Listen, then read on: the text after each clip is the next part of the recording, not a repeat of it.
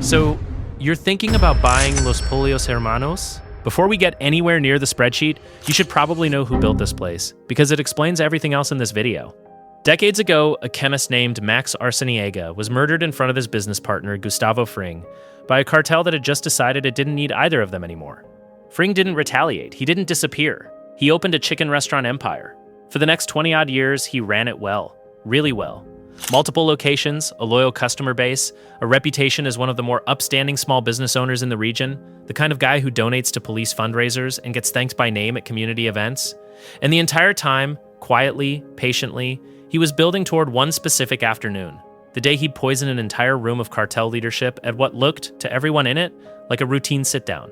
That's the guy whose restaurant chain you're looking at buying. Keep that in mind for the next 20 minutes, because the actual financials are, weirdly, the least interesting part of this story. On the numbers alone, though, this is a genuinely good acquisition target. Multiple locations across New Mexico, real expansion potential, a menu people actually like, which, if you've watched either of the other two videos in this series, already puts it ahead of the competition. Food costs in the high 20s, labor in a similar range, healthy margins once you factor in scale, and multi-unit operations like this typically sell for 4 to 6 times EBITDA when the brand has real regional pull. This one does. Run an actual number on it. A chain this size, call it a dozen or so locations doing solid but not spectacular volume, is probably clearing somewhere in the 8 figures in annual revenue, and at a healthy quick service margin, that puts real profits somewhere in the mid 7 figures a year. At 4 to 6 times EBITDA, you're looking at a purchase price somewhere in the $30 to $60 million range, which for a chain with this kind of brand recognition and expansion runway isn't an unreasonable ask at all.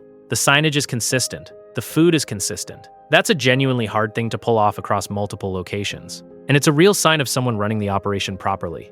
None of that's wrong. It's just not the whole story, and you already know why. By the end of this video, you'll understand exactly how a business this legitimate looking turned into one of the most effective laundering operations ever built, why it held together for so long, and what it's actually worth now that the reason it existed is gone. Quick pause. If this is your kind of video, subscribe. This is the third one of these, and there's more coming. So let's actually talk about what this business is, instead of what it looks like on a menu board.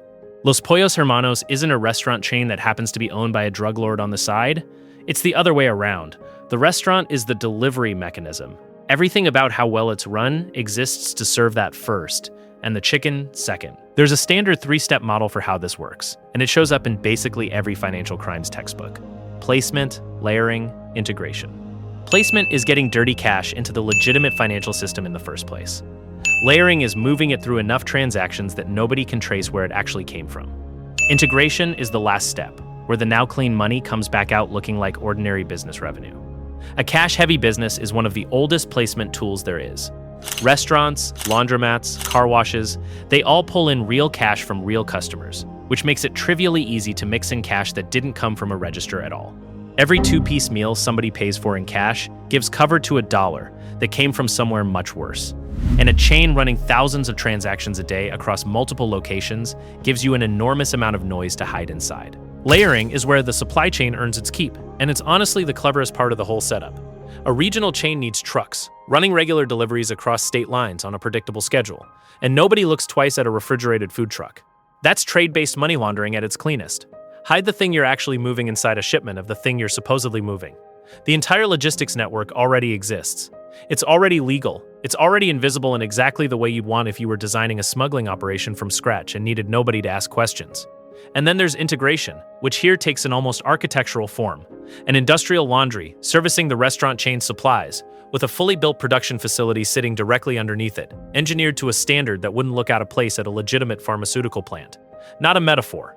The laundering, in the literal sense, physically sits on top of the production. Everything converges in the same few buildings, under the same ownership, on the same paperwork. If you set out to design one piece of infrastructure that ran all 3 stages of money laundering at once, you'd struggle to beat what's actually sitting here. So why did it actually hold together for 2 decades? We already know the guy had patience most people don't. But patience alone doesn't stop federal investigators. Discipline does. Most operations like this get caught because somebody gets greedy or sloppy, usually both. Cash volumes spike in ways the reported revenue can't explain. Ownership gets tangled in ways that draw attention. Somebody's living a lifestyle their declared income doesn't support. None of that happened here because the legitimate side of the business was run as rigorously as any real restaurant chain. The public profile was built entirely on model citizen behavior and community involvement, and compartmentalization was treated like a religion. The people running the restaurants had no idea what was underneath them. The people running production had no reason to ever interact with the restaurant side. Keeping that wall up for 20 years is expensive, it's easy to get wrong, and getting it right for this long is, in its own deeply unsettling way, an impressive piece of business execution. Compare that to how these operations usually unravel in the real world. Banks are required to flag suspicious transaction patterns, and most laundering operations eventually trip one of those wires. A sudden spike in cash deposits, an account that doesn't match its stated business type, a pattern forensic accountants are specifically trained to catch. This operation minimized exposure to exactly that kind of scrutiny by keeping transaction volumes plausible for a business of its stated size, spreading activity across multiple locations and accounts, and never letting the numbers get greedy enough to draw attention. That restraint is, in its own way, the hardest part of running an operation like this. Every instinct in a criminal enterprise pushes toward moving more money faster. This one consistently chose to move less, more slowly, over a much longer time horizon, which is precisely the discipline most operations like it don't have. There's also an asset here that doesn't show up on any balance sheet: reputation, functioning as an actual security system. A visibly successful philanthropic business owner just draws less scrutiny than an anonymous one, and every dollar spent maintaining that image was functionally spent on risk reduction. Real companies do this too, just usually to keep regulators or the press comfortable, not to keep federal agents from connecting the dots. And it worked almost too well. The federal agent who spent years working cases that kept brushing up against this exact operation had no idea he was investigating a guy he'd eaten at, a guy he considered a friendly acquaintance, right up until the very end. That's what a reputational firewall this good actually buys you, not just fewer questions.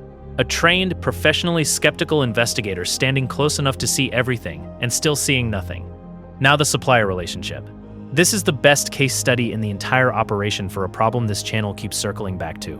What happens when your business depends on one irreplaceable person? For years, production ran on a chemist who was skilled, careful, loyal, and by every account genuinely happy doing his job. Then, a former high school chemistry teacher showed up, working with a former student out of a much smaller, unaffiliated operation, and his product tested at over 99% purity, a level the existing setup couldn't touch. In a normal market, that's not a footnote. That's the kind of quality gap that lets you charge a premium and take share from everyone selling something worse. Fring saw exactly what that meant and brought the new guy in-house. Here's where it stops being a normal supplier upgrade. A smart operator, recognizing one input just became critical, builds redundancy, keeps a second capable producer running, cross-trains, makes sure nobody can hold the business hostage. Fring tried exactly that, keeping the original chemist on specifically so the new guy never became irreplaceable. And the new guy, Walter White, understood precisely what that redundancy did to his own leverage, and had the original chemist killed to get rid of it. That's not an employee being difficult. That's a vendor, deliberately engineering the exact single point of failure risk we flagged with SpongeBob at the Krusty Krab and with Karen at the Chum Bucket. Except this time, he did it on purpose, specifically to make himself impossible to replace without shutting the whole production line down. It worked, in the narrow sense that it made him indispensable. It's also, long-term, the single decision that took the entire enterprise down. Manufacturing your own leverage over an organization that treats murder as a normal business tool doesn't make you safe. It just adds a second dangerous person with his own agenda into the most sensitive part of the operation. And from there, the relationship went about as well as you'd expect between two men who both know exactly what the other is capable of. It's also worth remembering Walter White wasn't operating alone. His partner, a much younger and far less disciplined dealer named Jesse Pinkman, kept introducing exactly the kind of risk the rest of this operation was built to avoid. Personal relationships with people outside the business, visible spending, a conscience that occasionally got in the way of business logic, and a habit of drawing attention in ways nobody higher up the chain would have tolerated from anyone else. Fring tolerated all of it anyway because the product coming out of that partnership was worth the exposure. That's its own lesson for anyone looking at this as an acquisition target. Even an organization built around this much discipline will accept enormous, compounding risk if the underlying asset is good enough. And by the time anyone involved fully reckoned with how much risk they'd actually taken on, it was too late to walk any of it back. Now, for the part that should actually talk you out of any of this, because everything above sounds impressive right up until you remember you'd be the one signing for it. The risk here isn't a line item, it's existential. Assets tied to a criminal enterprise can be seized under US forfeiture law, sometimes regardless of what the buyer personally knew going in. And a business built this thoroughly around a drug operation is close to a textbook target. Structuring cash to dodge reporting thresholds is its own separate federal crime, on top of whatever the cash was actually for, and an operation moving this kind of volume through cash-heavy locations for years is almost certainly leaving that exact pattern in its record somewhere. And racketeering law exists specifically so prosecutors can treat an entire criminal enterprise as one thing instead of a pile of separate incidents, which means the restaurants, the trucks, and the lab underneath the laundry aren't three legal problems. They're one. None of this is abstract either. Real-world cases involving legitimate businesses later discovered to be fronts for trafficking operations have resulted in years of civil litigation, bank accounts frozen mid-transaction, and employees with no knowledge of the criminal side losing their jobs when the doors got padlocked overnight. A buyer walking into this without knowing exactly what they're inheriting isn't just risking their investment. They're risking becoming the next name in a federal indictment. And that's before you get to the simplest risk of all. You'd be buying into an organization that has repeatedly proven it solves problems with violence. That's not just legal exposure. That's inheriting enemies, debts, and unfinished business, none of which come with a clean bill of sale. Here's how it actually ended, and it's worth knowing because it shows exactly how fast something built this carefully can come apart. Fring was killed by a bomb, planted by the same cartel family he'd spent years dismantling, in a plot Walter White himself helped set up once the two of them had stopped being useful to each other. With the founder gone, nobody was left to run the legitimate side with the same discipline, keep up the same public image, or maintain the same wall between the restaurants and what was happening underneath them. The federal investigation that had spent years circling this operation without ever closing the loop finally did. 20 years of careful construction came apart faster than most companies close a funding round. So strip all of that away and ask the real question. Once the thing this business existed to hide is gone, what's it actually worth? Honestly, more than you'd think, and less than the opening number suggested. More because the restaurant side was genuinely well run, the food was good, the operations were disciplined, and the brand had real regional equity that has nothing to do with what was happening underneath it. If you strip out the criminal enterprise entirely and just value the dozen or so locations as a standalone regional chain, you're probably looking at something in the $10 to $20 million range. Real, but a fraction of what the same brand commanded before anyone knew what it actually was. A functioning chain with real product quality doesn't stop being a real business just because everyone finds out what it was hiding. And a buyer coming in clean, after the fact, is looking at something that could plausibly be worth close to what it looked like at the start of this video. If you were actually running due diligence on this, here's what it would need to include. Beyond the standard financials, a full forensic audit of cash deposits against reported revenue at every single location, a complete trace of the supply chain's shipping records against manifests, and a legal opinion on exactly how far forfeiture exposure could reach if any part of the prior ownership's activity ever became public. None of that shows up on a standard letter of intent for a fast food acquisition. All of it would need to be there for this one. Less, though, because the name is now permanently attached, in the mind of every regulator, journalist, and future customer who's ever heard this story, to one of the most notorious criminal enterprises around. You can't diligence that away. Rebrand it, and you throw away the exact regional equity that made it worth buying. Keep the name and nobody trusts it.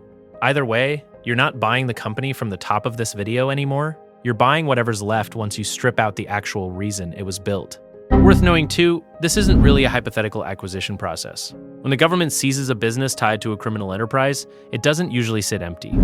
Forfeited assets typically get liquidated through a court-appointed receiver or a marshal service auction, sold off in pieces or as a whole to recover value for the government and any legitimate creditors.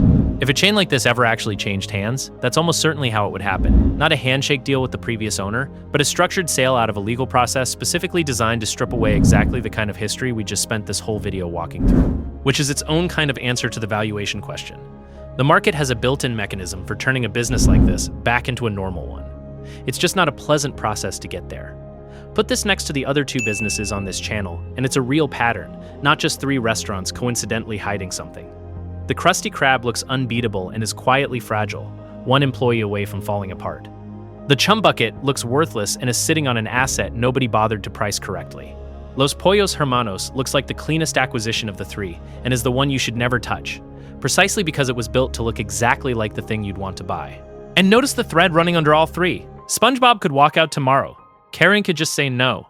And here, the one supplier who could actually run the product didn't just hold leverage over the business. He built that leverage on purpose, had his own backup killed to get it, and used it to help bring the whole thing down.